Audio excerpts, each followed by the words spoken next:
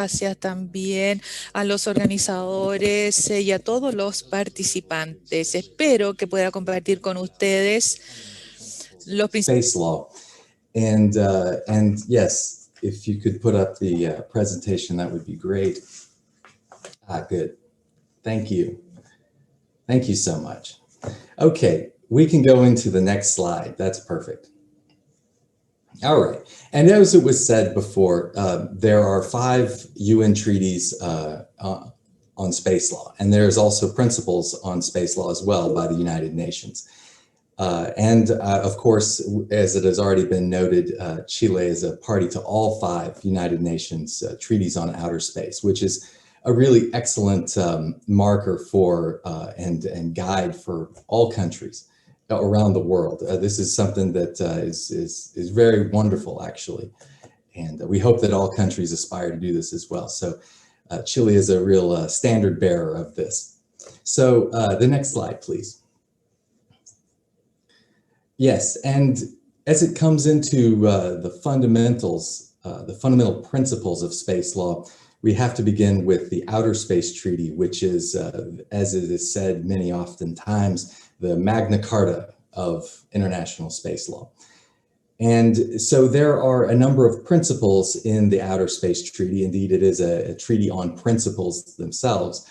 And so in the context of national space regulatory frameworks and national space legislation, there are a few that I would like to highlight. And as you see here, the ones in the middle in bold on international responsibility for national activities in outer space in Article 6, the international liability for damage in Article 7, and jurisdiction and control issues under Article 8.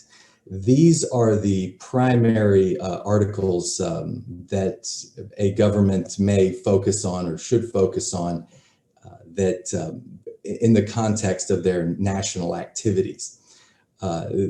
The other principles are, of course, very, very important, and I will touch upon those a little bit later. And they are, like I said, very important. But these ones highlighted are the areas that really take the most, really the finest look. Okay, the next slide, please. All right, so Article 6 is a bit long, and there's a number of elements in this one. So the primary one is the international responsibility for national activities. Internacional de las actividades nacionales y esto se aplica a las actividades de las agencias gubernamentales y agencias o entidades no gubernamentales. Las obligaciones, por supuesto, es garantizar la conformidad con todos los términos del tratado y con respecto a las entidades no gubernamentales se requiere la autorización y la supervisión continua. Esto es mucho texto y tiene mucho impacto, pero vamos a ir viendo uno de estos puntos a la vez. La siguiente diapositiva, por favor. No, la siguiente, por favor. La siguiente diapositiva, por favor. Muchas gracias.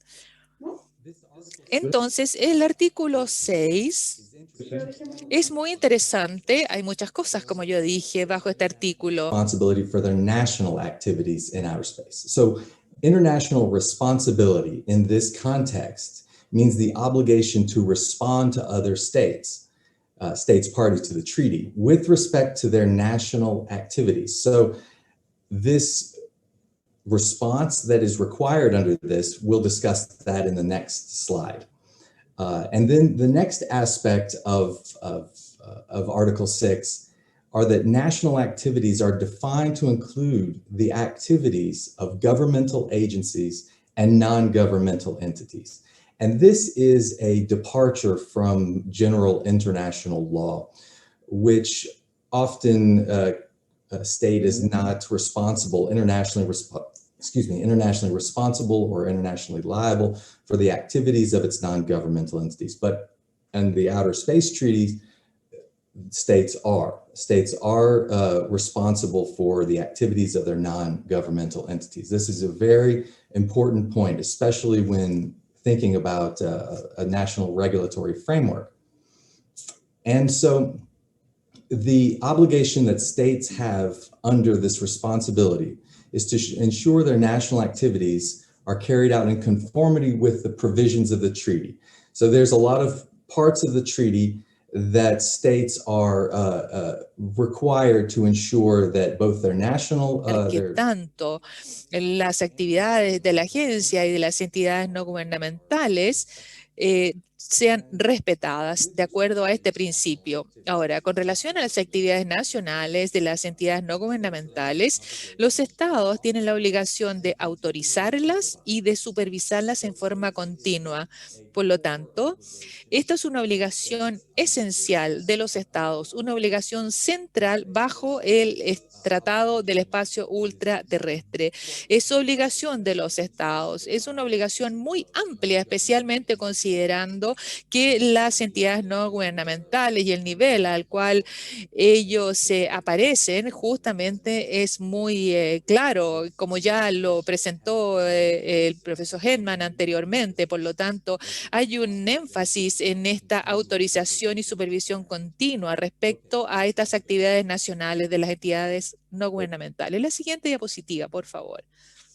La siguiente diapositiva. Yeah.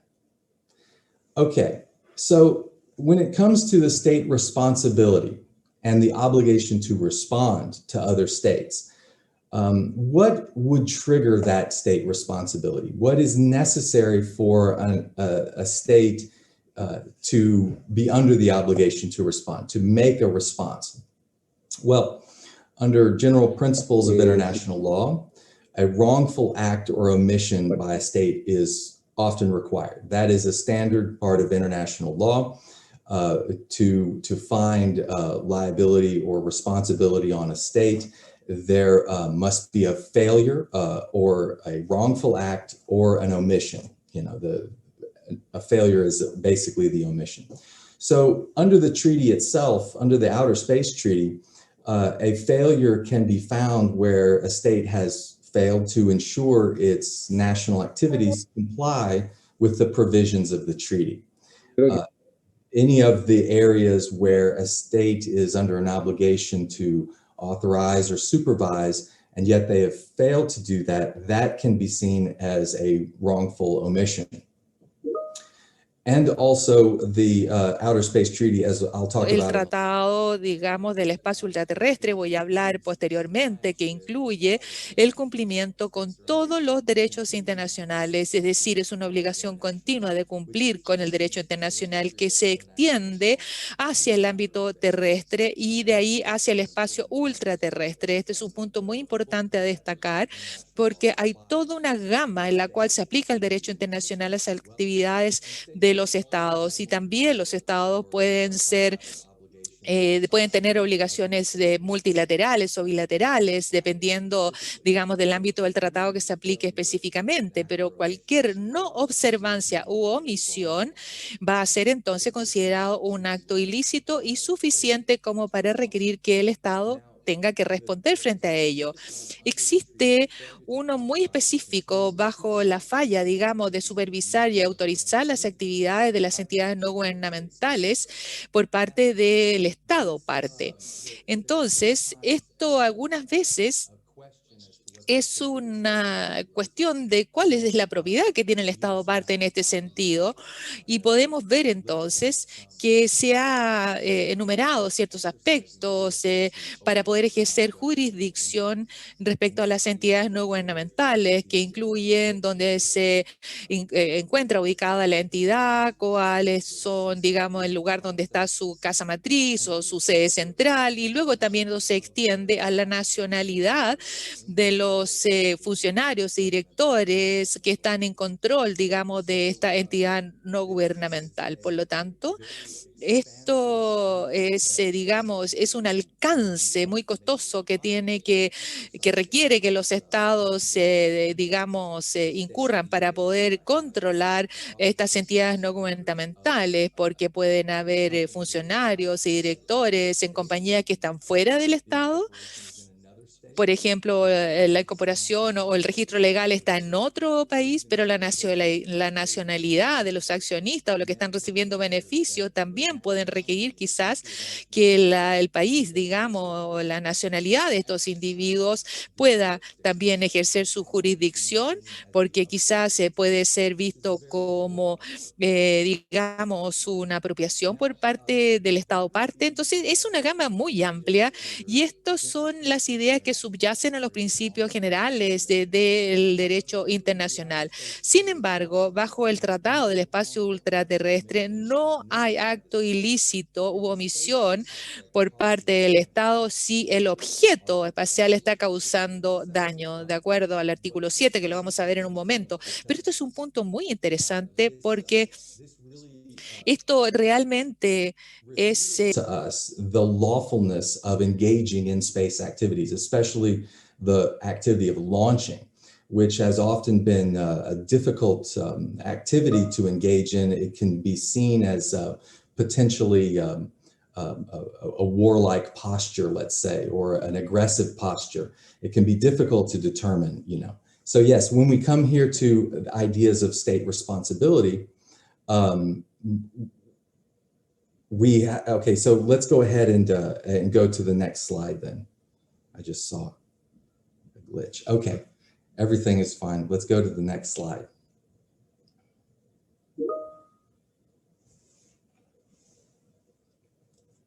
Okay, well, yeah, there we go. So the obligation to ensure that a non-governmental entity is authorized to undertake space activities is an obligation of the state.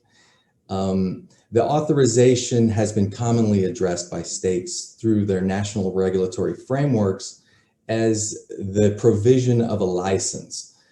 This is the most common way that states authorize such activities. So a regulatory authority is often empowered to issue a license to a non-governmental entity to undertake space activities. So this requires the state to look into the scope of activities that it intends to authorize. It must determine what it's willing to bear under these circumstances. And some of these activities can be broken into certain parts, certain types of activities. So there's the first one here is a construction or operation of launch systems, including the vehicles and facilities. So what does this really mean? So launch systems and vehicles are the rockets themselves. This is a huge undertaking to construct rockets, and as we know, this is a highly technical operation.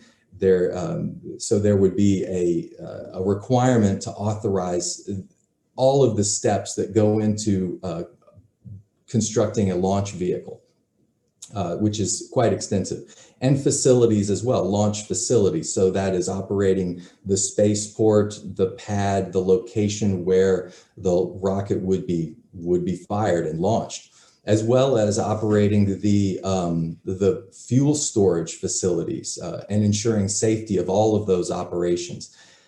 There are issues with, say, co-locating a spaceport at an airport, and the possibilities of dealing with fuel storage and how that would el almacenamiento de combustible, cómo se van a integrar las operaciones.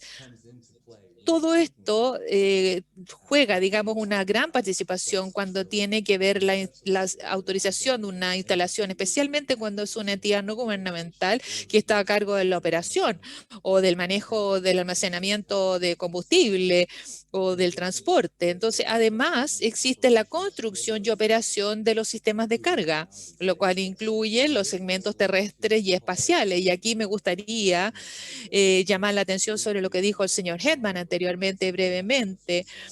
Por supuesto, en un par de días no se puede hablar de esto, pero la construcción de los sistemas satelitales y la construcción, digamos, de las naves espaciales en sí y la necesidad de poder cumplir con las distintas directrices y las directrices de la sostenibilidad a largo plazo para poder incorporar también directrices de mitigación y todos los aspectos y requerimientos que no tienen vinculación legal para poder autorizar a una entidad no gubernamental construir estos satélites, por ejemplo, se necesita implementar todas estas directrices en los procedimientos a seguir de acuerdo a las directrices. Y vamos a ver esto también un poquito más posteriormente.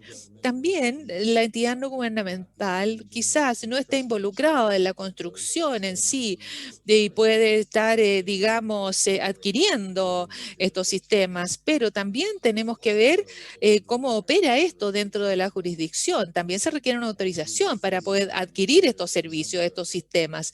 Hay un sinnúmero de casos en los cuales un Estado puede considerar un sistema de lanzamiento, por ejemplo, y esto es parte de cómo esto se coloca en el aspecto de la autorización y de la obligación que tienen que tener para poder requerir esta autorización. Cada una de estas actividades es muy distinta en términos de riesgo.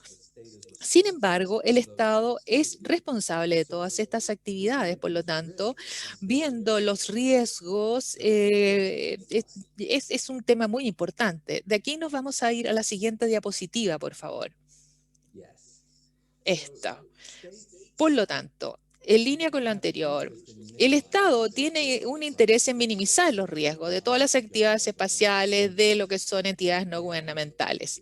Entonces, hay una forma muy común en la cual un Estado puede ser responsable de este riesgo y minimizarlo, y que pueden ser las condiciones, digamos, de otorgamiento de licencia. Por supuesto, es muy común tener una licencia en la cual uno puede tener que cumplir con ciertas condiciones. Entonces, ¿cuáles son las distintas condiciones que se aplican comúnmente por parte de muchos estados para poder autorizar a entidades no gubernamentales? Si vemos las condiciones de la entidad en sí, debe haber una demostración que la entidad tiene los recursos financieros adecuados para poder llevar a cabo esta actividad espacial, por lo tanto, que es capaz de poder solventar esto financieramente por sí mismo, que también tiene un historial de confiabilidad y seguridad en actividades similares, que haya hecho cualquiera de estas actividades en otros lugares, a lo mejor anteriormente, si ha habido una licencia anterior en otra jurisdicción.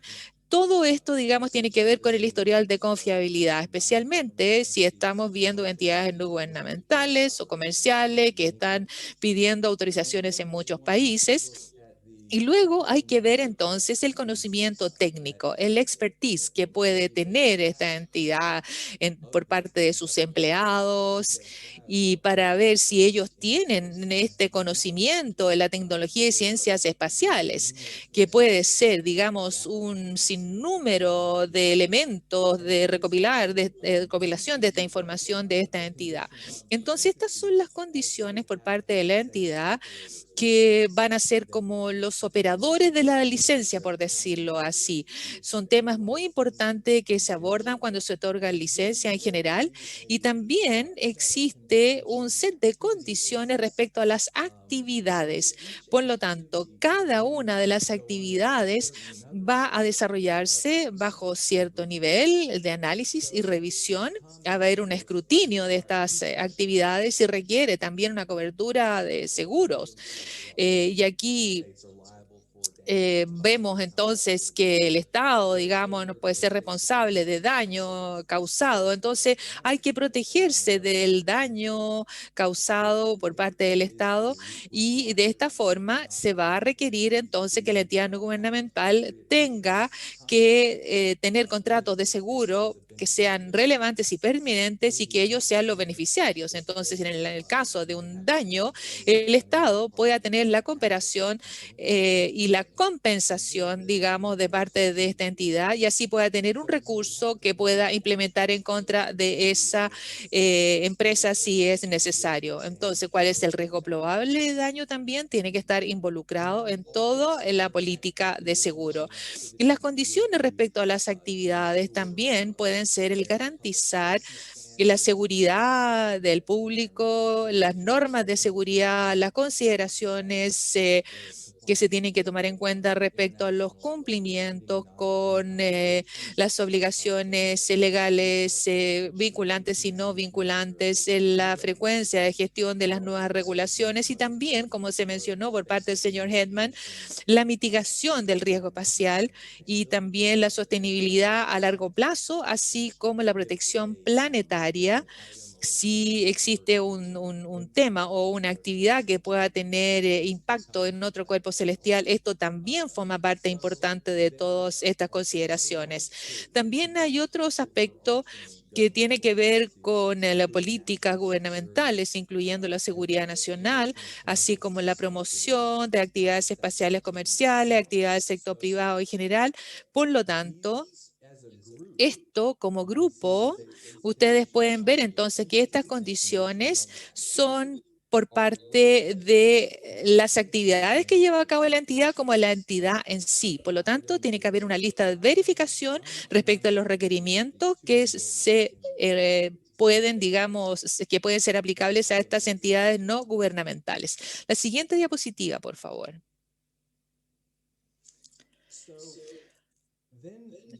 Luego viene entonces la siguiente etapa. Después de la autorización viene la supervisión.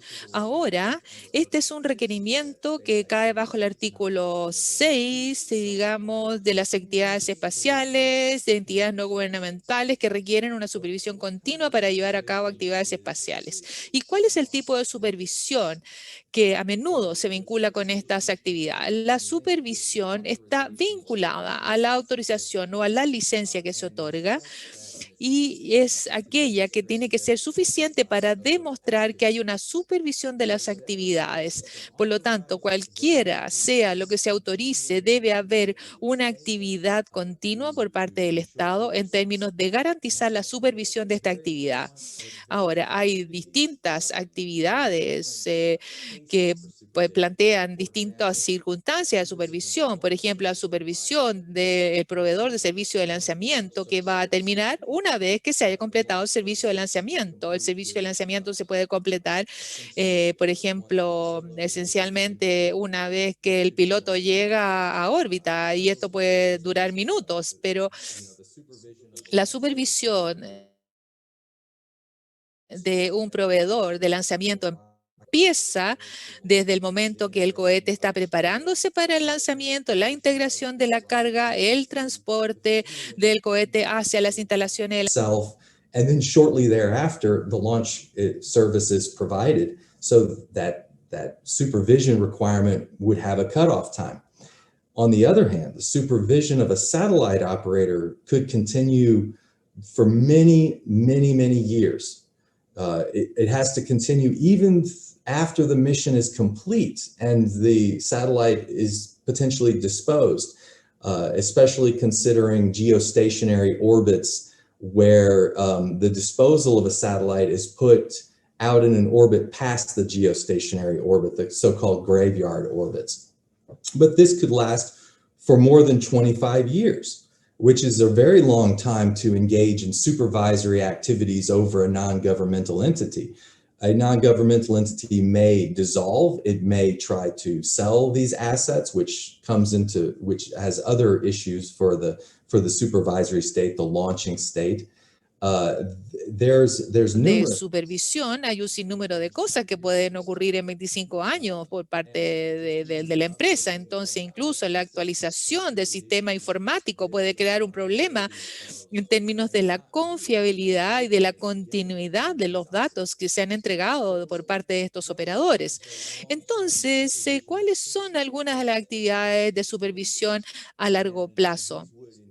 Esto va a involucrar lo que es archivos periódicos, ya sea anualmente, qué es lo que son estos archivos para poder, digamos, que tiene que ser verificable con información telemétrica, por ejemplo, los datos que se han compilado, se han transmitido del satélite o las personas que han estado controlando el satélite, incluyendo aquellos que han tenido acceso a centros de datos durante el periodo de información. Es decir, cada trimestre, cada año, la empresa va a tener que proporcionar esta información y luego el Estado entonces tiene la obligación de chequear y de verificar y puede involucrarse a lo mejor en inspecciones in situ o puede ser, digamos, visitas anunciadas y no anunciadas y puede llegar a los centros de control para poder verificar el contenido de estos archivos periódicos y garantizar entonces la adherencia a los términos de la licencia.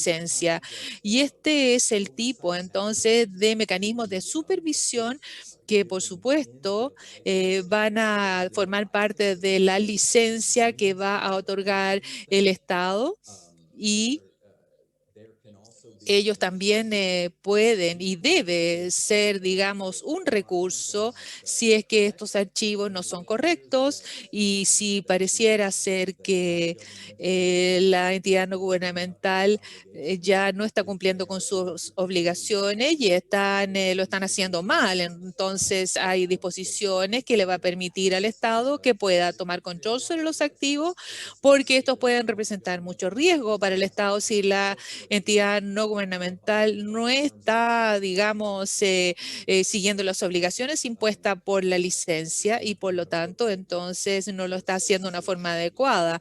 Por lo tanto, la confiscación de los activos también es una opción de los estados o la transferencia de propiedad también es otro mecanismo. Todos estos aspectos juegan el rol en los aspectos de supervisión y es muy interesante entonces que se ofrecen muchas oportunidades para los estados para que puedan decidir en qué se quieren involucrar. Desde el punto de vista político también se requiere que el Estado tenga los recursos humanos y las capacidades financieras para poder monitorear continuamente estas cosas durante un largo periodo de tiempo. Por lo tanto, es un compromiso real por parte del Estado. Okay, so this is where we get into the liability of the states. And this is where it is so important because this is the reason why states have these obligations and the reason why they have to undertake these duties of authorization and supervision because the liability is so high on states. So under the Article 7 of the Outer Space Treaty, this is where the liability really it finds its way into the international law in this term. This has always been a feature of space is to have someone liable for space activities. So under Article 7, a state party to the treaty that launches or procures a launching of an object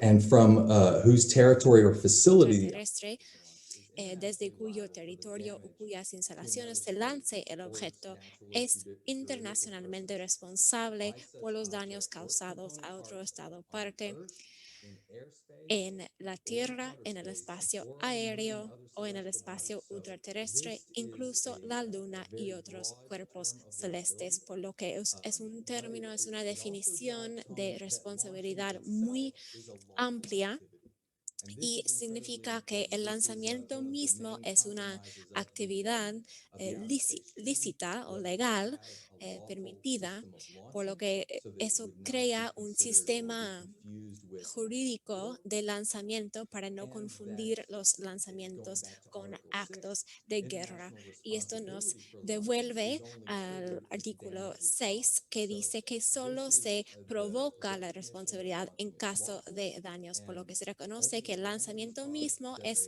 una actividad lícita y solo en el caso de daños tiene que responder el Estado responsable. Algunos puntos más que tienen que ver con eso. La disposición dice todo Estado parte, por lo que esto toca la idea de la responsabilidad solidaria y la responsabilidad separada, por lo que cuando dice todo Estado es un elemento interesante, es el estado de lanzamiento responsable. Eso significa que lanza o procura o adquiere o tiene el territorio o tiene la instalación, por lo que tenemos 4 características que implica que el Estado podría ser responsable y tenemos ese elemento de responsabilidad solidaria y responsabilidad. That could be potentially liable for that activity, depending on their involvement with the activity. So, just to go back to the requirement in Article 6, if a non-governmental entity undertakes any of these activities, the launching, the procuring, whether it's having territory even, or if it's operating a facility, the state having jurisdiction over that entity is internationally responsible, just to drive that home. And if damage is caused by a space object from the activities of a non-governmental entity, the state having jurisdiction is liable to compensate the injured party. And so the state having responsibility over the non-governmental entity must be internationally responsible and is internationally liable to compensate for damage. And this was in recognition of the very dangerous nature of space activities, and that the international community wanted at least some state to be responsible and liable should damage occur. Okay, let's go to the next slide. Okay, now that issue, that term for liability under the Outer Space Treaty was refined by the Liability Convention just a few years later. And so the Liability Convention reiterates the launches, procures, territory, facility aspect of the launching state. And it also specifies that the space object includes its component parts, the launch vehicle, and its component parts. It doesn't define what a space object is. That's never been defined. But it gives an idea of the other parts that could potentially come off during. Da una idea de las demás partes que podrían salirse de un lanzamiento y causar daño sobre la Tierra misma. Y en ese sentido, el convenio sobre responsabilidad instala un sistema en 2 niveles. Tenemos la noción de responsabilidad absoluta por daños causados en la superficie de la Tierra en artículo 2. Y quiero detenerme un poco en la noción de la responsabilidad absoluta porque es un concepto único en el derecho internacional. No hay ningún ámbito más en el derecho internacional que incluya responsabilidad absoluta. Eso significa que se tienen que compensar los daños completos.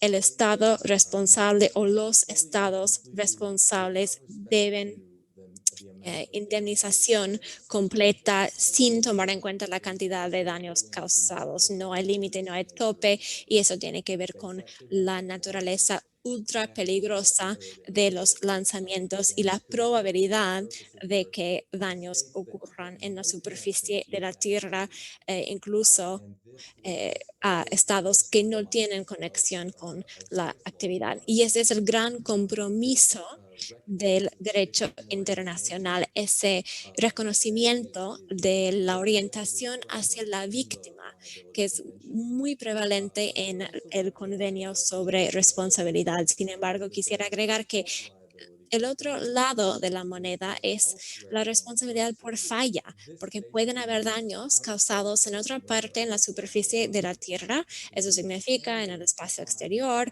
en la Luna, en otros cuerpos celestes. El estándar para demostrar responsabilidad es mostrar que el Estado es responsable por los daños.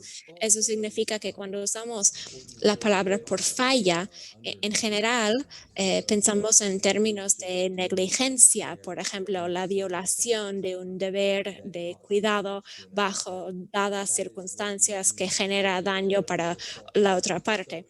Eso es lo que hay que demostrar en la responsabilidad por falla. Por ejemplo, desechos espaciales, colisiones entre objetos espaciales. Se tiene que demostrar que la parte que causó los daños tiene la culpa por esos daños.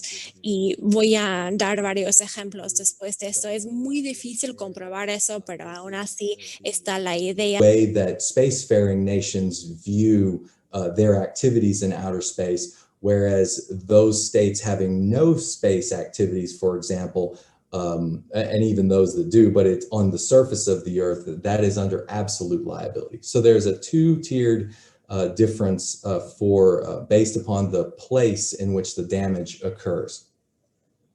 So the notion and the heavy potential risk, the financial liability, is so great under the liability convention that this provides a lot of incentive, a substantial incentive for states to address this high financial risk posed by national space activities. And that's the primary reason of requiring insurance as a condition of a license from a non-governmental entity.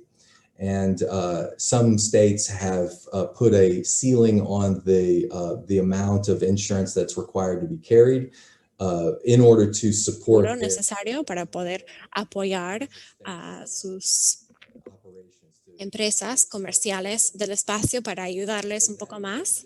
Y este es la decisión que puede tomar un estado, puede decidir qué tipo de actividades quieren autorizar y la cantidad de riesgo que van a asumir o que conllevan estas actividades, y dependiendo de eso, el riesgo financiero para el gobierno, y luego buscar un equilibrio entre un contrato de seguro muy caro para una empresa privada versus la protección del Estado mismo de una posible demanda por daños muy altos, por lo que tenemos ese equilibrio en las actividades espaciales. Próxima diapositiva.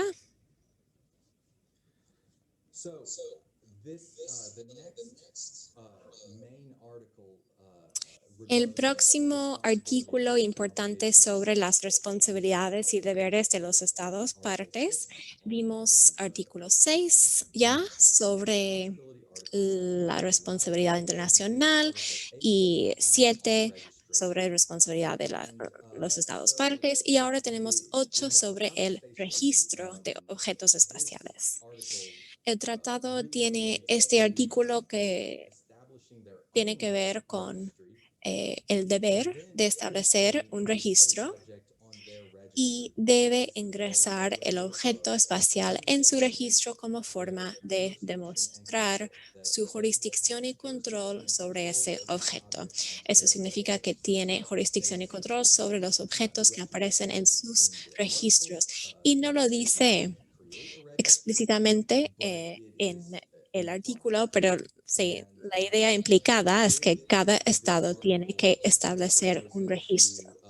Y el artículo también aborda el hecho de que la propiedad de los objetos lanzados no se ve afectado por su presencia en el espacio exterior o su lugar más allá de la jurisdicción del estado.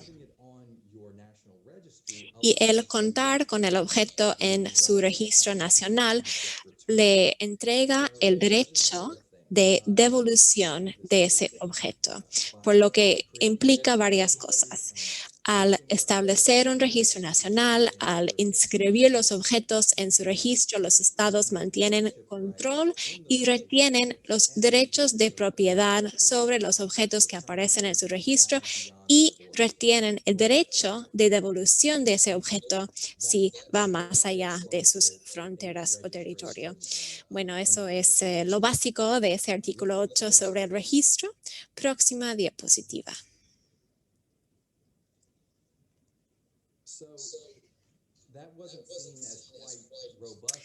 Bueno, ese artículo no se vio como lo suficientemente robusto, por lo que se hizo después un convenio sobre el registro en 1975 que define aún más las obligaciones de los estados para registrar sus objetos espaciales. Y obviamente los estados tienen muchísima discreción sobre el formato y el contenido de sus propios registros, pero sí establece la obligación de incluir determinada información básica para el secretario general para incluir la información en el registro de objetos lanzados al espacio o no. Y el registro siempre ha sido disponible, siempre lo hemos alentado bajo la parte de registro de 1721B de esa resolución, pero ahí fue voluntario. Con este nuevo convenio es una obligación vinculante para los estados partes del convenio y tienen que entregar la información que incluimos en nuestro registro y eso es en nombre del secretario general y por supuesto esta información incluye el nombre del estado de lanzamiento, el designador de la aeronave, la fecha y ubicación de lanzamiento, parámetros básicos de la órbita y función general y disposiciones sobre actualizaciones futuras sobre el estado, sacar el objeto de órbita, qué pasa si deja de funcionar, y los estados tienen la obligación de proporcionar esa información. Y se fortaleció con la resolución de 2007 sobre prácticas de registro. A medida que pasaba el tiempo, se hizo claro que había que hacer un formulario para ayudar a los estados para entregar información de forma alineada y el formulario está en el vínculo que ven, está disponible en nuestra página web. Y además tenemos una hoja de información que hicimos en 2015 en coordinación con la UIT y eso tiene que ver con satélites pequeños y el manejo de los mismos y provee algunas directrices para estados en el manejo de satélites. Y esta es la información que los estados tienen que tener en cuenta al redactar sus propias leyes nacionales, sobre todo la responsabilidad internacional y la responsabilidad para las actividades espaciales y las obligaciones que tienen que ver con el registro de objetos espaciales. Vamos a pasar rápidamente por las demás diapositivas. Entonces, vamos a tocar un par de temas en el contexto. This activity in supporting Chile on its on creating national space legislation, these rights and duties and obligations of states are very important, but there are not necessarily provisions that would have to be included in a framework or a regulatory system, or in dealing with licensing, so to speak.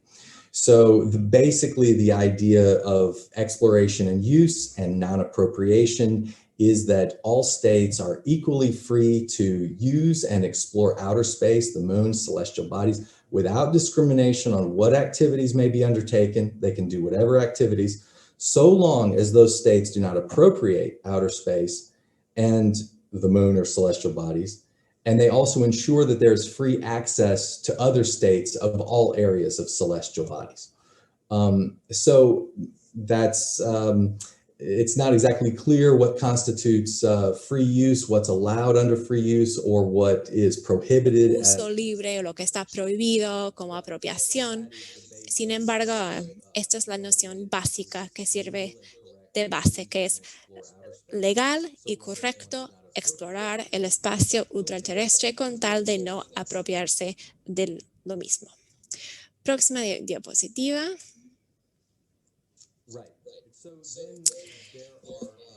Bueno, tenemos algunas limitaciones sobre el uso libre. No puede haber ninguna discriminación. Se tiene que hacer en base de la igualdad y eso fortalece el principio del uso libre. Tenemos requerimientos que tienen que ver con actividades llevadas a cabo para el beneficio e interés de todo país, tanto los países con capacidades espaciales como los países sin capacidades espaciales. Eso se interpreta sin tomar en cuenta su nivel de desarrollo tecnológico o económico, y también en consideración de problemas que incumbe a toda la humanidad. Algunas de esas cláusulas son difíciles de entender, son muy densas, difíciles de interpretar, pero en general, como en principio, sirven para restringir el uso libre. O sea, no es un uso libre. Tiene que haber algún beneficio para todo país en las actividades llevadas a cabo. Próxima diapositiva.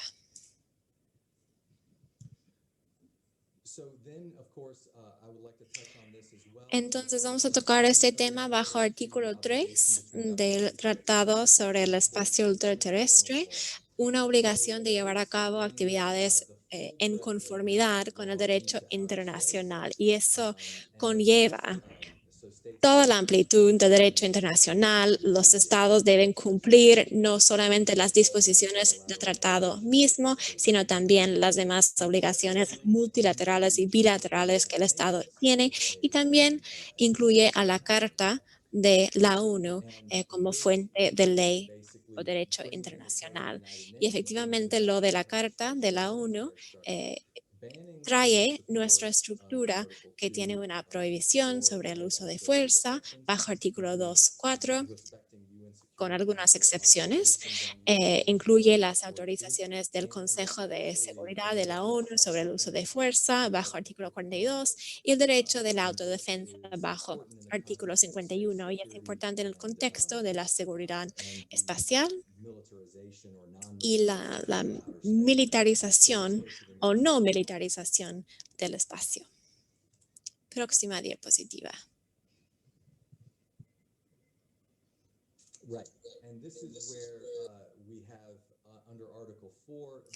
Y bajo artículo 4 tenemos una prohibición sobre la colocación de armas nucleares y armas de destrucción en masa. Y este artículo trata sobre la colocación de esas armas. El tránsito de las armas se permite, eso significa el transporte eso tiene que ver con el pasado. Si pensamos en la carrera espacial, en la Guerra Fría, en ese entonces había armas nucleares con misiles, y el transporte fue permitido en ese entonces en satélites y otras plataformas móviles, pero eso sería prohibido en la Luna y en otros cuerpos celestes. Las armas. Accordance with the right of self-defense. And also, it's interesting to note that military personnel are allowed for scientific and other peaceful purposes. So, on an installation in outer space, say a satellite, a manned satellite, or on the moon or celestial body, military personnel may be included for scientific or other peaceful purposes. Okay, let's go. Para fines pacíficos. Okay.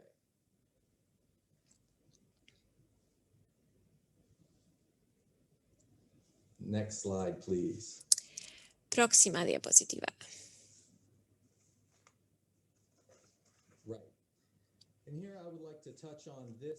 En esta diapositiva quiero pasar por el artículo 9. Nicholas Hedman, mi jefe, también mencionó el artículo 9 y es un artículo bastante largo. Tiene algunas partes interesantes. La primera cosa que voy a subrayar es el principio de debida consideración. Los estados deben llevar a cabo sus actividades con debida consideración para los intereses correspondientes de los demás estados. Y eso es interesante en el sentido de que los estados tienen que estar conscientes de esas actividades para poder tener esa debida consideración para los demás estados.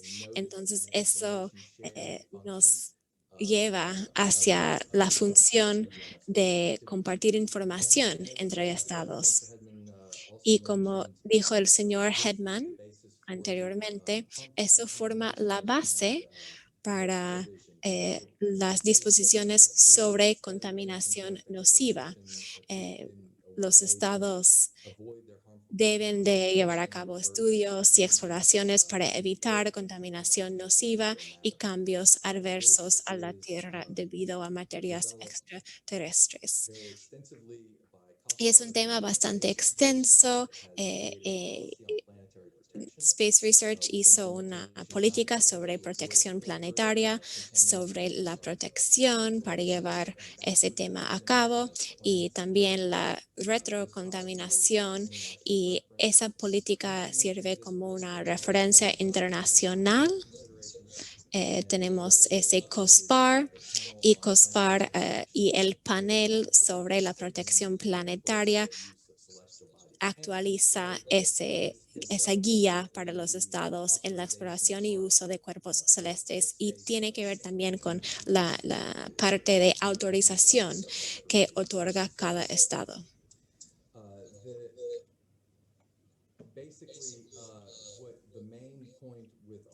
Efectivamente, el punto principal del artículo 9 es que para evitar la interferencia nociva, el Estado debe de ser informado de sus actividades.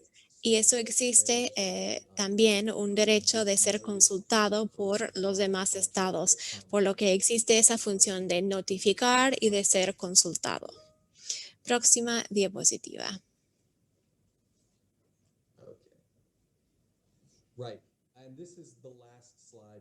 Esta es mi última diapositiva. Creo que deben de estar muy felices porque estoy llegando al final de mi charla. Creo que para los que no somos abogados, mi charla puede ser muy aburrida, por lo que les agradezco.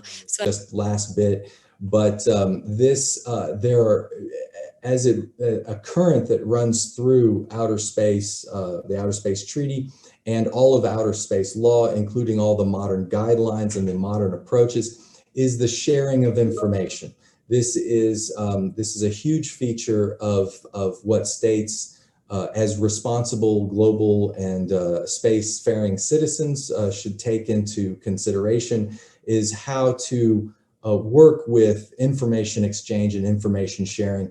And I'm not going to go through all of these, but we have touched on some of them. Article 8 on registration, Article 9 on avoiding harmful interference with the activities of other states.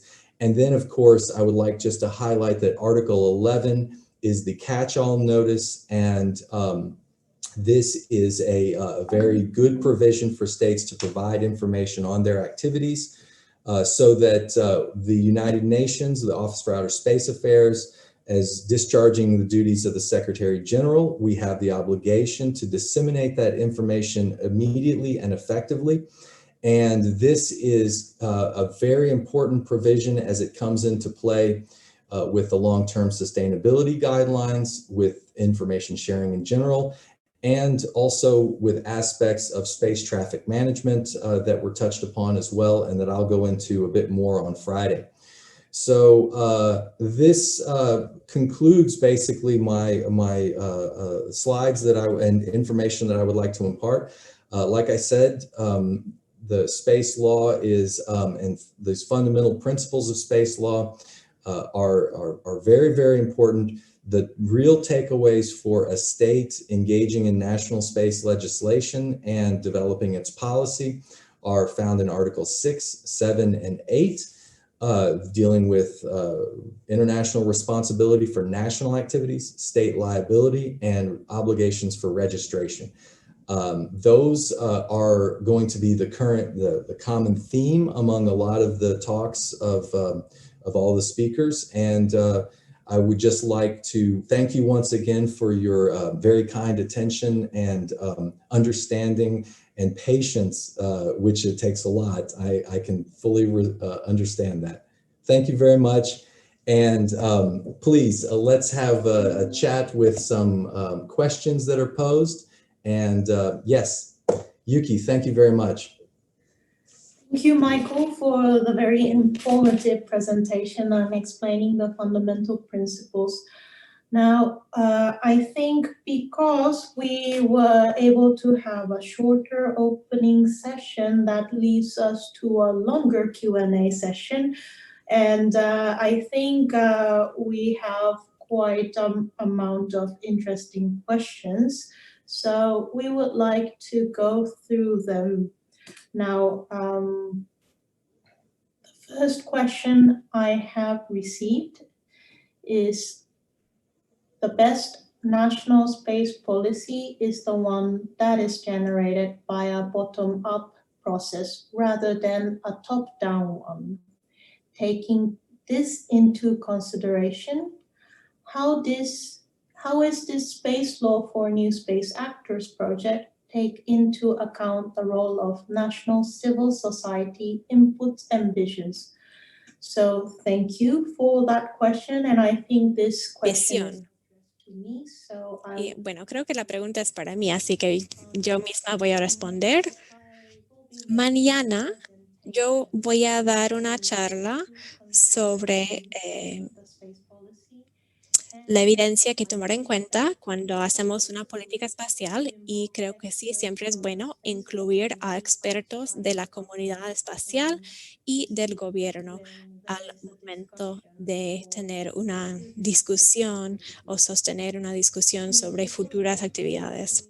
En este proyecto en particular, vamos a entregar asesoría a los gobiernos sobre lo que podrían tomar en cuenta, pero por favor, noten que UN-USA no va a redactar ningún borrador de política y no vamos a escribir su ley.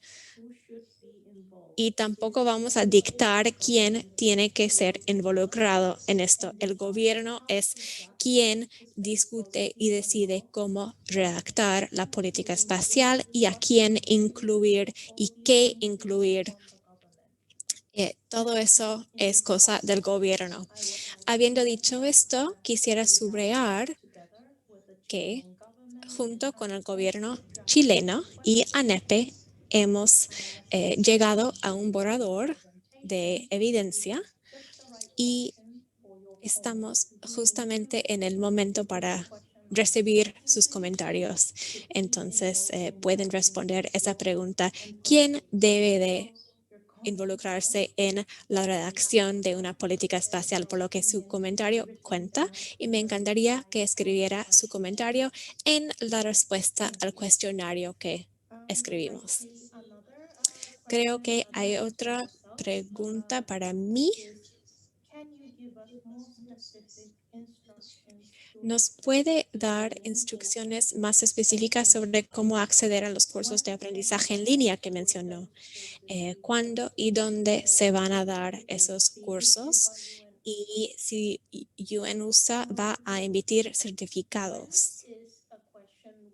Bueno, el cuándo es una pregunta pendiente todavía, pero a estas alturas podemos decir que la fecha más temprana sería diciembre 2020. Va a ser un curso basado en textos en línea, así que cuando uno recibe una identificación para participar, va a poder llevar a cabo el curso en su propio tiempo. No hay plazo para completar el curso tampoco.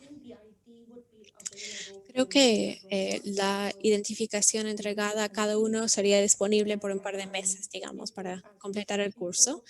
Y como mencioné antes, los dos cursos van a tomar unos 60 minutos cada uno para leer los documentos en línea.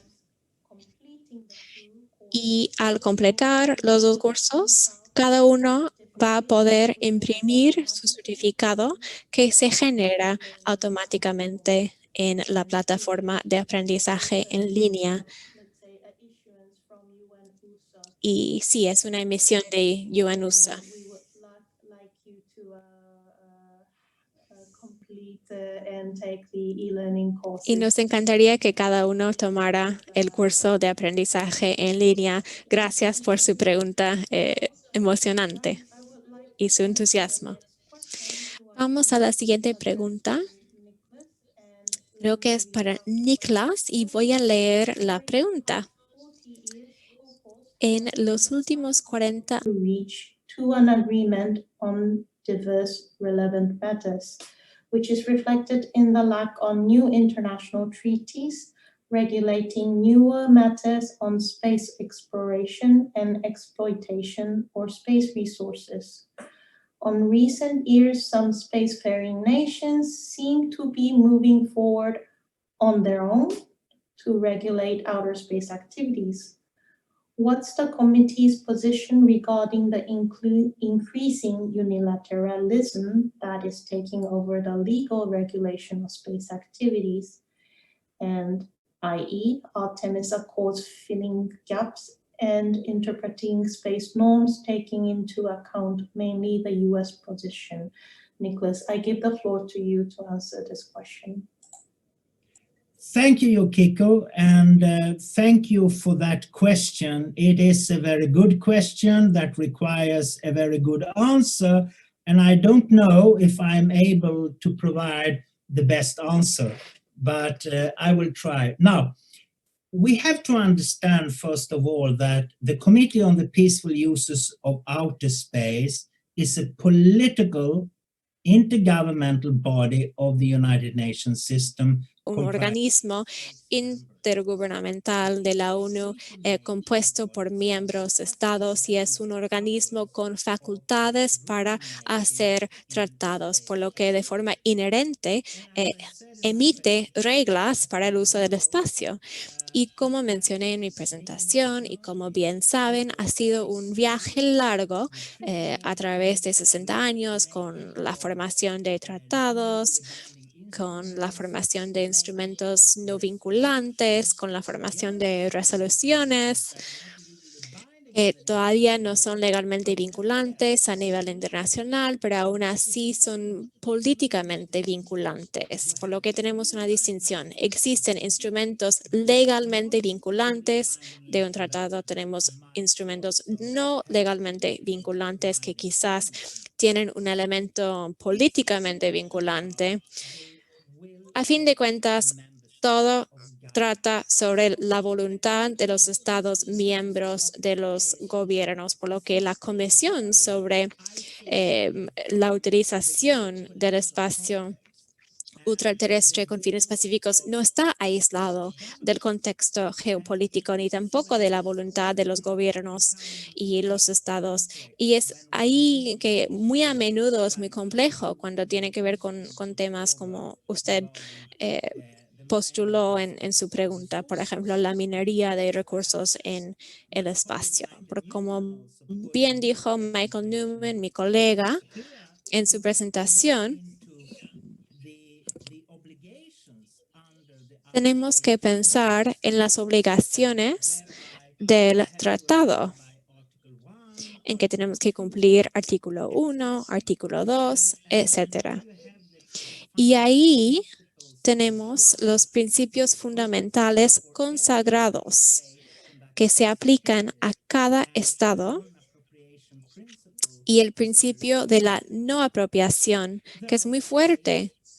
Sin embargo, existen estados como Chile, que es un estado parte al Tratado sobre el Espacio Ultraterrestre y además del Tratado de la Luna. Y si un estado es estado parte del Tratado de la Luna, tiene que tomar en cuenta las obligaciones y derechos consagrados en ese Tratado de la Luna también. Y sabemos que solamente 18 estados son estados partes al Tratado de la Luna. El desafío hoy en día, y eso lo vemos cada vez más en el trabajo de la Comisión, y el desafío solo va a crecer más. El desafío es equilibrar la gobernanza y los intereses de la gobernanza y los intereses geopolíticos y los intereses comerciales y los intereses científicos. Por lo que este es el those various interests, they collide. And this is what the international community has to deal with. Now, of course, obviously, if you take the Artemis Accords, of course, the United States and other partners that will be conducting activities under those Artemis Accords, they have the sovereign right to do so. And that is crystal clear. However, at the same time, we see an increasing challenge of states going outside of the multilateral platform, I would say, Corpus.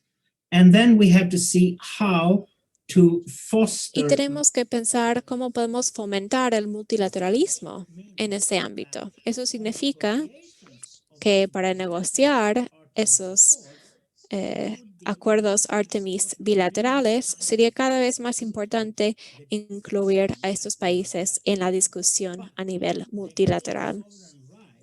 Sin embargo, tienen el derecho soberano de decidir cómo desean llevar a cabo actividades del espacio y la cooperación internacional, con tal de que, si son estados partes del tratado, tienen que cumplir las obligaciones y las reglas bajo dichos tratados. Para dar un ejemplo aquí.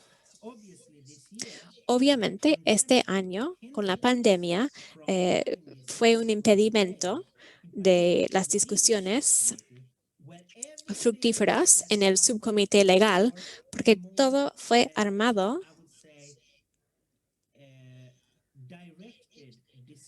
más bien para una discusión dirigida. Y hemos visto este año, en 2020, con la pandemia, un vacío que se ha abierto a nivel global, multilateral, en las discusiones sobre estos puntos en particular. Pero la esperanza es que el año que viene, 2021, vayamos a volver y que el subcomité legal vaya a poder seguir su labor en la promoción del multilateralismo y la discusión sobre esas materias. Ya desde 2019 se ha percibido y se ha adoptado un régimen en que el subcomité legal, que supuestamente iba a reunirse este año, pero ya va a ser el año que viene si la pandemia deja de ser tan grave. Y la segunda moción sería un diálogo entre todos los estados miembros, los 95 estados miembros de COPUOS, y eso incluye a toda nación con capacidades espaciales principal. Y eso sería para hablar sobre el tema de exploración, explotación y utilización de recursos espaciales de forma más estructurada.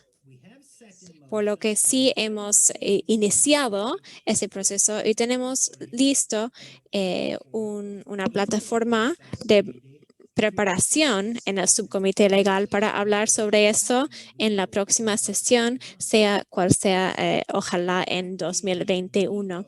Y después de eso, después de ese año, estamos esperando que haya una profundización más del debate constructivo sobre lo que podría ponerse sobre la mesa en cuanto a la gobernanza comercial y la parte científica y otros temas en cuanto al espacio.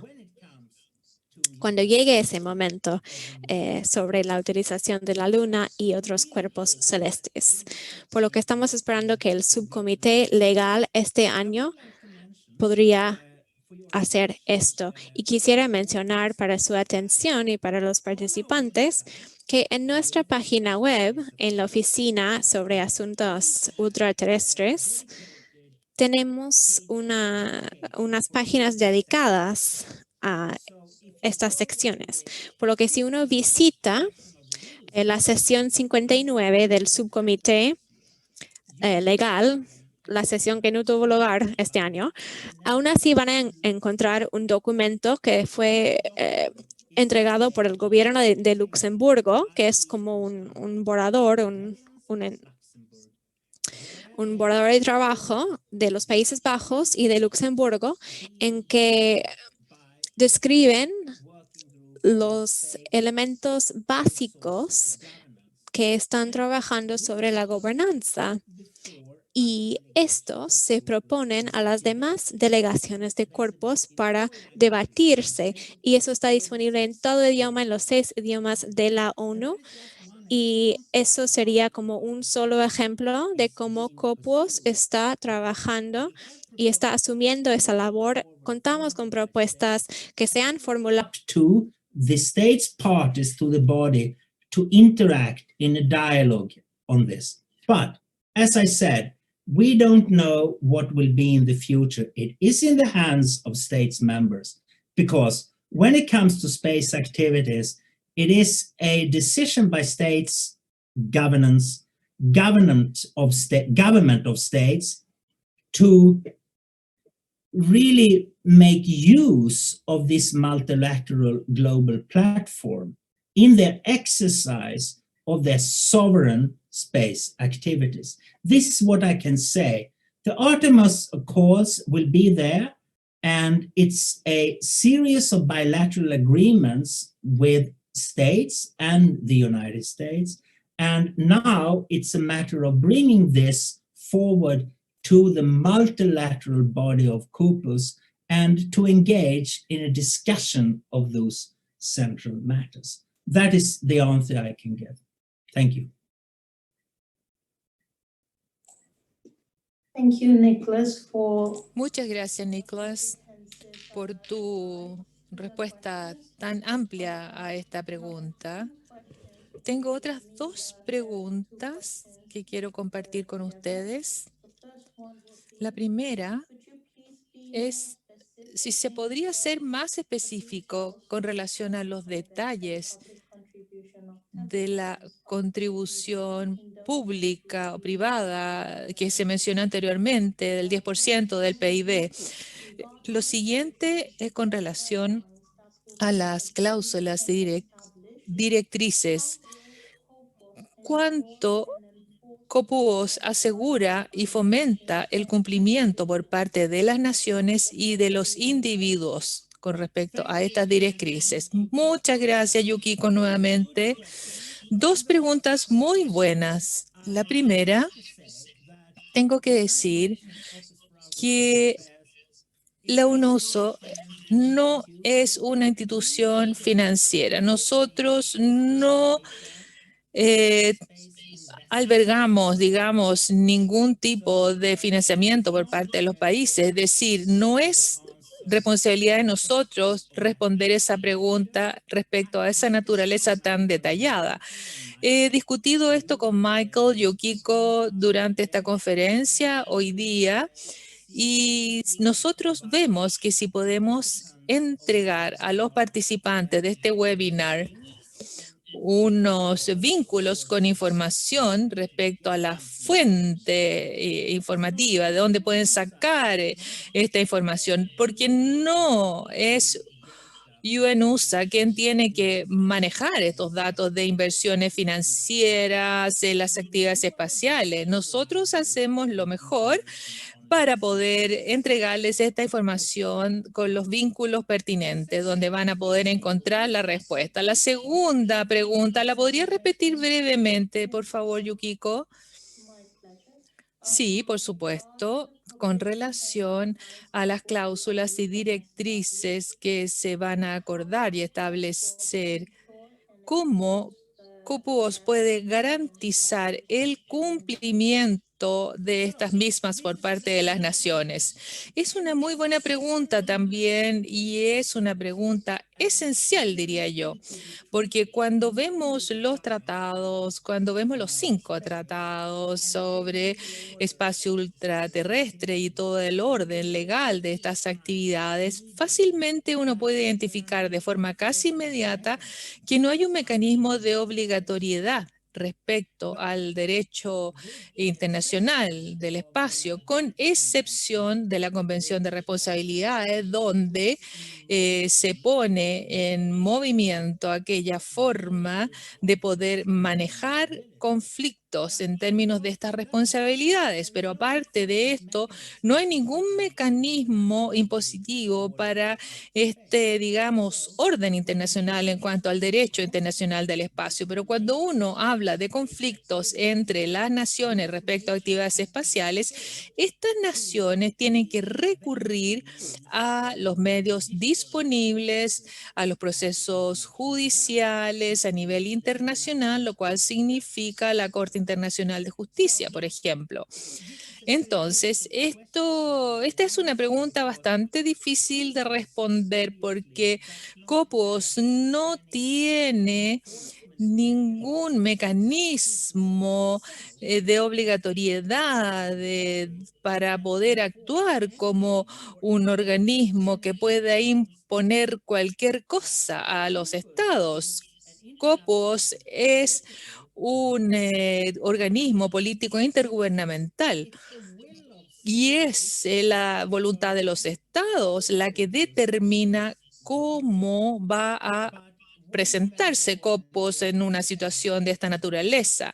Entonces, lo que es importante es decir que si no hay un mecanismo de imposición, de obligatoriedad, de la cual, digamos, pueda servir para la actuación de Copos, va a ser entonces dependiente de los estados el hecho de asumir sus responsabilidades bajo el artículo 9 y entonces con relación a lo que son bueno, sí, lo que yo estoy diciendo, en realidad, sí, bueno, la verdad es que lo que quiero decir es, digamos, bueno, me estoy confundiendo un poquito porque la verdad es como que tengo mucho acá con lo que es la contaminación masiva, pero en este sentido estamos a hablar de lo que es una interferencia dañina en el espacio, así lo podría decir más claramente. Entonces, depende de los estados el poder evaluar sus obligaciones bajo el artículo 9 de And as there are no enforcement mechanisms,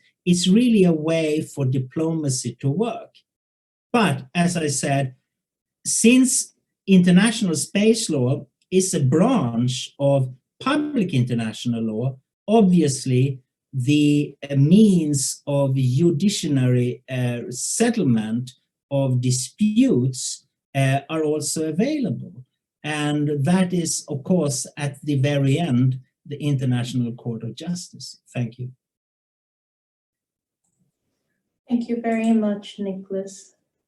Now I see a question more to Michael. So regarding the liability, has there been compensation? responsabilidad. ¿Ha habido algún tipo de compensación respecto a un satélite que cruzó Canadá hace muchas décadas, por ejemplo? Antes de darle la palabra a Michael, entiendo que Cosmos causó 5 accidentes en el año 78 y digamos, en la Unión Soviética y Canadá llegaron a un acuerdo de 3 millones de dólares canadienses, pero que no fue una compensación, ya que no había un acuerdo en la interpretación de este evento por parte de los dos estados. Y después de negociaciones se decidió entonces llegar a un arreglo. Por lo tanto, yo entiendo que hasta ahora no ha habido ninguna compensación per se en relación a responsabilidades de este evento. Michael, ¿te gustaría, por favor, comentar respecto a esta pregunta? Sí, es un resumen muy bueno el que hiciste respecto. And that remains the only incident that even came close. And I would like to point out something else, that that one, that Russian Cosmos spacecraft had a nuclear power source on board. And part of the trouble with the breakup and the damage that was, well, alleged, was the spread of this. Que fue, digamos, justamente la dispersión de este material nuclear, lo que fue, digamos, la causal de la mayor disputa, porque esto ocurrió en el norte de Canadá y en último término, como tú dijiste, ellos llegaron a un arreglo sin conocimiento de un daño objetivo y real. De hecho, la función, digamos, de Mr. Heaven también aludió respecto a la Convención de Responsabilidad. Ni siquiera se instituyó eso en ese sistema, en ese incidente. Por lo tanto, lo más cercano a daño potencial en la superficie de la Tierra por parte de la Federación Rusa, que fue absolutamente culpable y responsable de acuerdo a la Convención, pero no se hizo un informe en ese sentido, y esa posición es algo que los abogados encontramos, digamos, que no satisface para nada, pero con la naturaleza, digamos, de la demanda, bueno, esto fue a lo que se llegó, que fue finalmente satisfactorio para las partes. Entonces, algo que también se aludió anteriormente por parte de Nicholas, pero la diplomacia en último término es, digamos, la resolución de disputas que se lleva a cabo, en este caso, a través del canal de la Corte Internacional de Justicia. Pero si se puede manejar diplomáticamente, llega, digamos, hasta ahí. Pero estas son las instancias y lo que nosotros vemos, y vamos a conversar un poco más de esto el día viernes, que tiene que ver con los acuerdos espaciales y cuán difícil es este tema, cuán difícil es probar que estas cosas, digamos, han ocurrido y que ha habido, digamos, una falla en la protección y en observar los mecanismos de protección y qué es lo que se debe hacer para poder protegerse en contra del daño. Y la verdad es que ver un daño económico también es otra cosa, pero buscar el responsable en último término es lo más importante, y esto es un gran ejemplo. El incidente del Cosmos es un gran ejemplo, y la verdad es que los abogados a veces son terribles y nos gustaría tener muchos más casos, pero obviamente no queremos tener más casos de este tipo. Académicamente nos gustaría, pero la verdad es que no quisiéramos ver este tipo de daños sobre la Tierra, y la verdad es que cuán grande puede ser el daño. Bueno, es algo que no quisiéramos ver. Como abogado, tenemos que reconocer que probablemente no es algo bueno y que tenemos que evitar llegar a los tribunales con este tipo de casos, y desde esa perspectiva les agradezco mucho por haber aludido a este tema y haberme dado la oportunidad de responder. Muchas gracias. Hay otra pregunta para ti. ¿Cuáles son las organizaciones nacionales que entregan licencias y cómo se conectan con las agencias espaciales nacionales? ¿Cuáles serían tus recomendaciones en este sentido? Yo creo que esto se podría discutir en detalle, a lo mejor respecto al orador, digamos, Don Samba, que va justamente a cubrir este tema. Pero no sé, Michael, si por el momento tú tienes alguna respuesta a este tema. Sí, esa es un área que está completando su discusión a nivel de Estado. Obviamente es muy difícil juzgar cuál es la parte, digamos, de las entidades del país que va a tomar cargo sobre estas actividades, pero hay numerosos estados que tienen distintas áreas. Por ejemplo, los Estados Unidos tiene obviamente aspectos de by the Department of Commerce. You will have aspects of for example, the space debris mitigation aspects to be dealt with by the Federal Communications Commission, as well as radio frequency. You have you know, and the Department of Transportation has jurisdiction over launch services and launch vehicles in coordination with airspace management, because that's along with the FAA. So it really is, and on top of all of that, at least in the United States, the regulator is not NASA. It's not the National Space Agency. They are a civilian space organization dealing with science and exploration. So the question of regulatory control is something that is very much at the heart of a state's internal setup. And I would say where it makes most sense is to think about who has the most, and as far as a governmental agency goes, who has the most capability as far as technical expertise in particular areas, and which ones probably have the availability of funding for expansion purposes.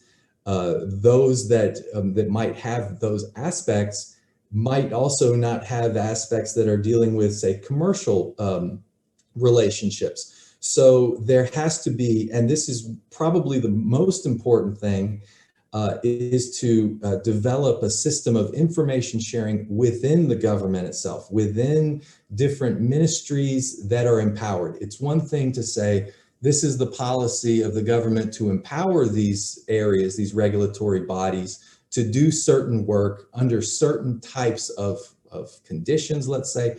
And then it's another thing to say, okay, let's get all of these government agencies to work together. This, at least for the United States, has been an incredibly difficult issue where they have had, going back into the 1980s, they've been licensing space operations since the dawn of the space age. Telecommunications are the most mature of them all. So the amount of regulatory paperwork that they had to do going into the 1980s required this streamlining of that entire regulatory system, because it became so difficult and burdensome for companies to navigate through it with any kind of timely and effective manner. So en una forma efectiva y digamos y reducida. Pero yo menciono esto porque es una de las cosas más difíciles que enfrentan todos los países, incluso en los países más desarrollados de muchas formas, pero no necesariamente es una guía, sino que es como una alerta donde uno tiene que pensar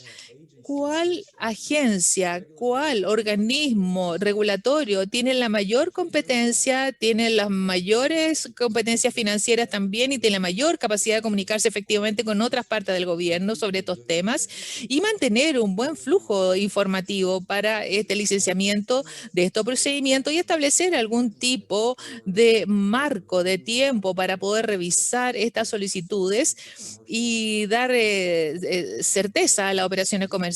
El gobierno va a tener que coger realmente si esta es atingente a una política determinada o una dirección del gobierno, una agencia del gobierno que quisiera involucrarse en esto, pero teniendo todas estas cosas en mente, yo creo que ciertamente en esta etapa uno tendría que ver cuál es lo más apropiado, cuál es la agencia más apropiada y cuáles pueden, digamos, trabajar en conjunto, porque esto es una combinación de distintas áreas.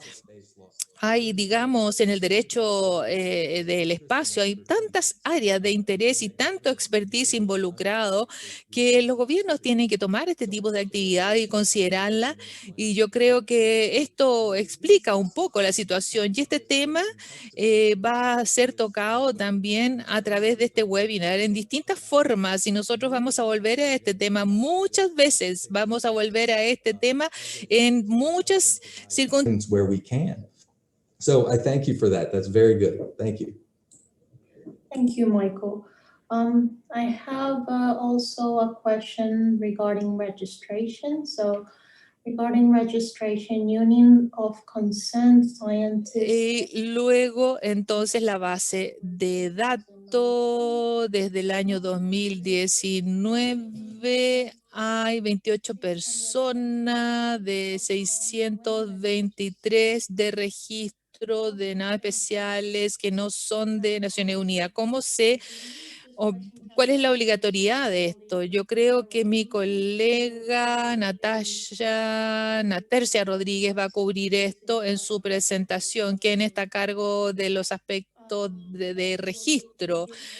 Y ella va a dar una presentación luego el día de mañana. Entonces, respecto a los objetos espaciales, Michael también mencionó que se ha adoptado una recomendación en el año 2007 y también se ha hecho un módulo para registrar los objetos del espacio ultraterrestre, y esta recomendación también ha aumentado en términos del número de objetos registrados, y luego los 95 países que mencionó también Nicola también ha aumentado. Por lo tanto, vamos a seguir haciendo muchas cosas en este sentido, pero a veces con el crecimiento tan rápido de experimentación, los países simplemente no saben que ellos se tienen que registrar antes de llevar a cabo estas actividades. Por lo tanto,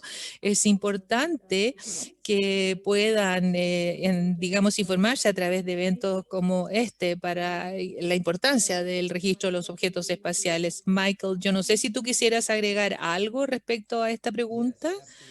Sí, y eso es absolutamente... The difficulty sometimes that we have with registrations is that sometimes we know that objects have been registered or have been launched and that are in operation, but we have yet to receive the documentation. And when we know these things, and you can look at our online index, and the various entries that are in green are entries that we know have been launched and are in operation, but we just haven't received the documentation. Now, the requirement under the registration convention is to provide the information as soon as practicable. And that is a very loose term. And sometimes the registration documentation can be a good couple of years. And sometimes the documentation has flaws. And then we know it has some flaws. And this is dealing with either orbital parameters or just the nature of certain space objects. And the modern way of launching is also something that is difficult for the registration documentation to match up with when it comes to the information we get from other sources. So when we have inconsistencies in the documentation, sometimes it takes some time working with the country to ensure that we're getting a submission that's correct. Because once we do get a submission that's correct and we know that it's proper and in has the right contents, and it lists everything as correct, then we reproduce that in all official languages, and it becomes a document, a United Nations document for information dissemination. So there's a lot of work that goes into making sure that the information is correct, that it matches up with our other sources that sometimes come from the European Space Agency, as well as the United States, the Air Force. And I'll mention some of these things in my talk as well. But this is getting good registration information is extremely important for information sharing, for transparency and confidence building in the system, and ensuring these are for peaceful purposes is incredibly important. And for some of these niceties of how it works, yes, our colleague Natercia Rodriguez will inform a bit more on those aspects as well, which is it's fascinating. I mean, to try to work out how a lot of these, especially the modern launches where there might be 10 or 15 different satellites on one launch vehicle, all going to be operated by different countries, and how the designators go back to the launch vehicle itself is a really interesting way that it all works. And so we try to make sure this information is correct, and then that's when it moves from being a green entry on in our online index to a proper black entry with a document that can be referenced. So yeah, it's a journey and a real effort, I can tell you. But thank you, and we'll touch on a lot of these things as well, like I said and Yukiko mentioned. So more to come. I see that we only have 10 more minutes, so I have 2 more questions. So Michael, if you could quickly respond to 2 questions, one on Moon Agreement and the other one on benefit of all countries. So let me start with the Moon Agreement one. So few states are parties to the Moon Agreement. Se están participando en este tratado. Limitan las actividades espaciales, se puede llevar a cabo por distintas partes en contraposición a las actividades de agencias no gubernamentales. Es conveniente para un país seguir, digamos, regido por estas cláusulas de este tratado o debería, digamos, ser denunciado? Esta es la primera pregunta. Y la segunda pregunta es, hablando del uso por parte del beneficio de todos los países, debemos entender que cualquier país se puede extraer, por ejemplo, minerales de la Luna y cómo se distribuyen las utilidades hacia otros países que no tienen la tecnología o las capacidades para poder explorar y extraer minerales de la Luna. Ambas están relacionadas de alguna forma con el Tratado de la Luna. Por favor, ¿podrías hacer un resumen de esta respuesta, por favor? Porque tenemos solamente 10 minutos. Voy a ser lo más breve posible.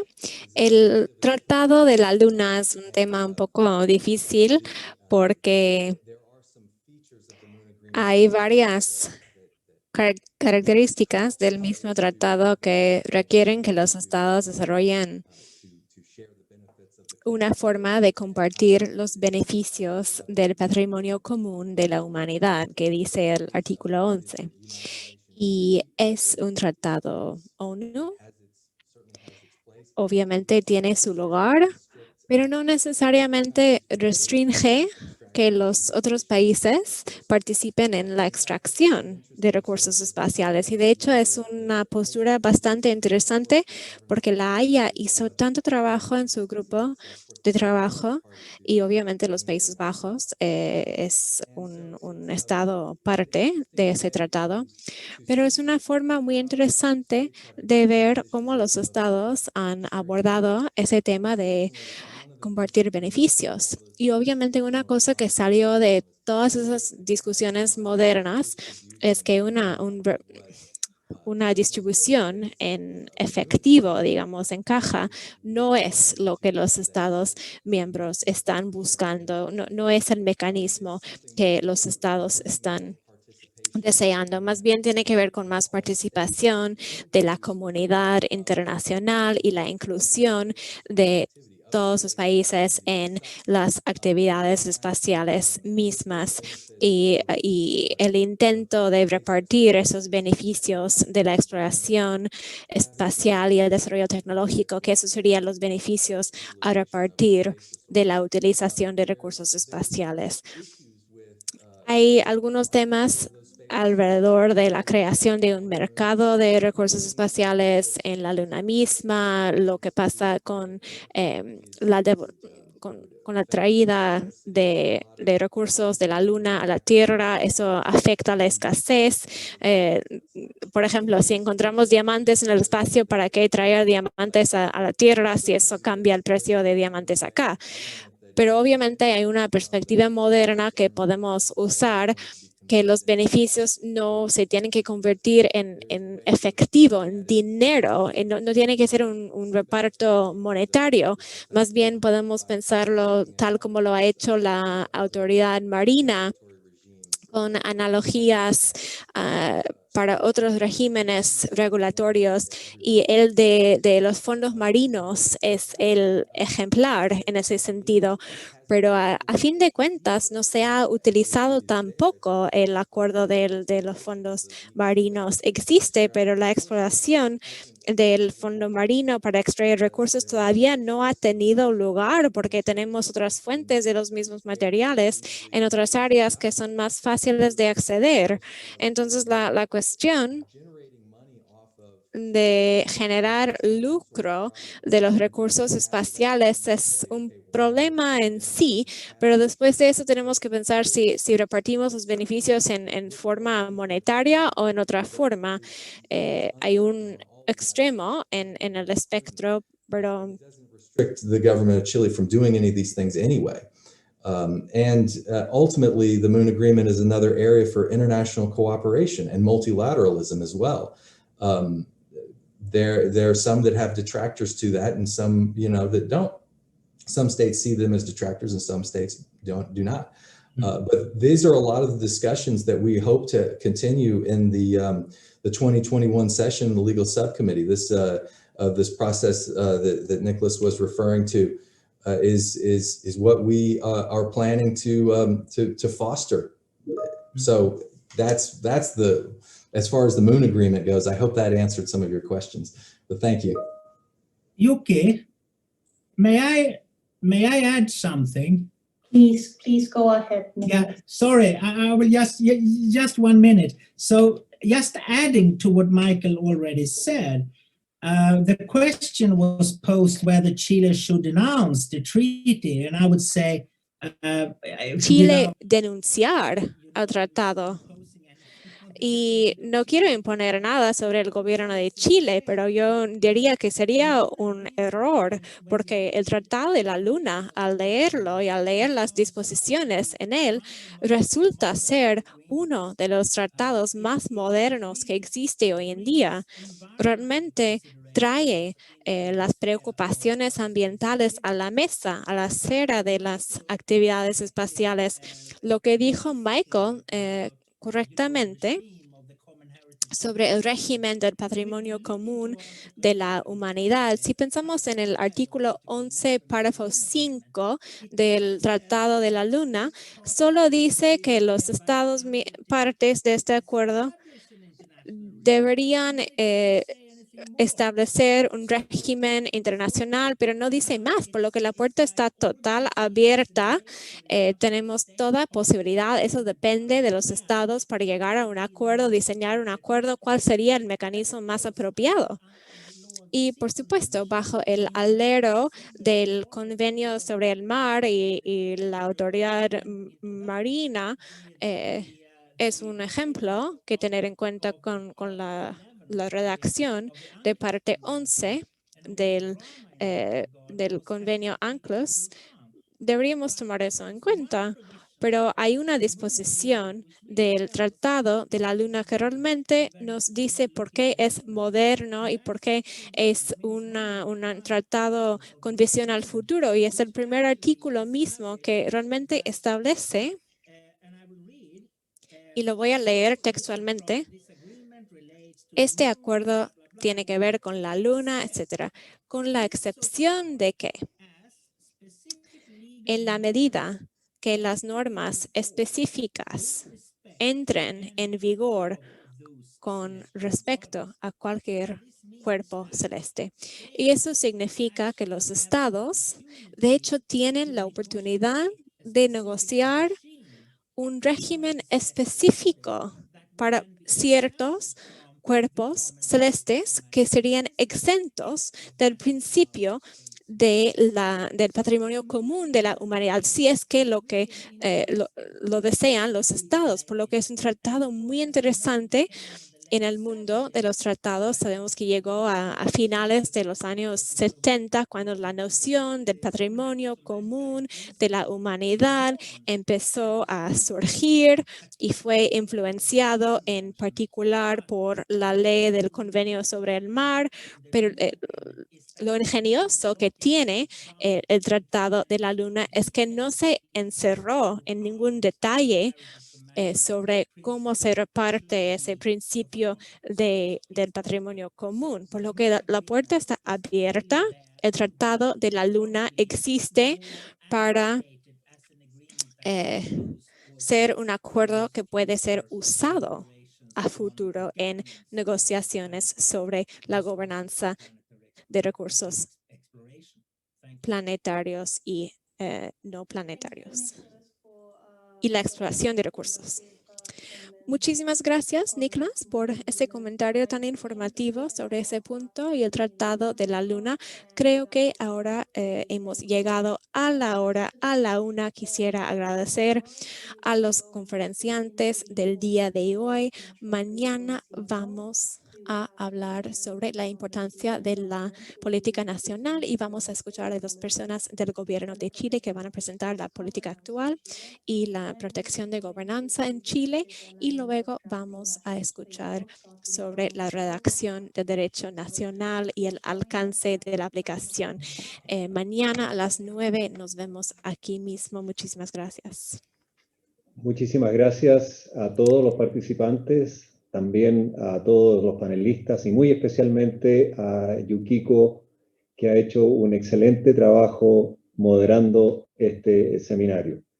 Tal como ella dijo, los esperamos mañana. Les deseamos una buena tarde a todos nuestros participantes aquí en América y un buen resto de día a nuestros amigos en Viena. Hasta mañana.